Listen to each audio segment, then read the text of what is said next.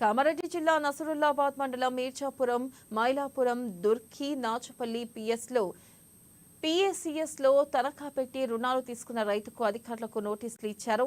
ఇక రుణాలు చెల్లించకపోతే తనఖా పెట్టిన ఆస్తులను వేలం వేస్తామని రైతులను అధికారులు హెచ్చరించారు.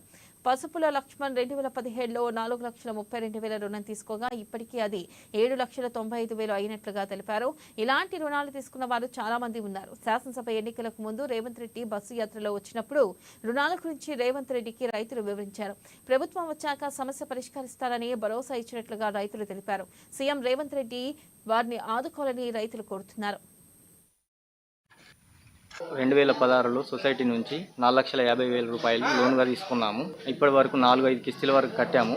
అయినా కూడా ఇప్పుడు 7,80,000 నుంచి 8 లక్షల వరకు బాకీ చూపిస్తున్నారు, నోటీసులు ఇస్తున్నారు.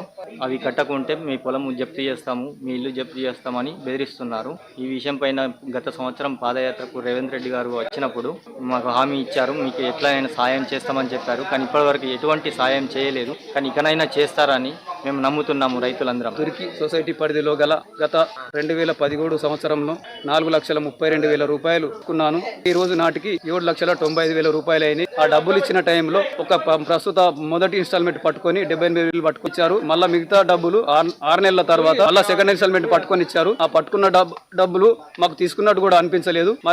మరి అదే విధంగా సీఎం రేవంత్ రెడ్డి గారు ఈ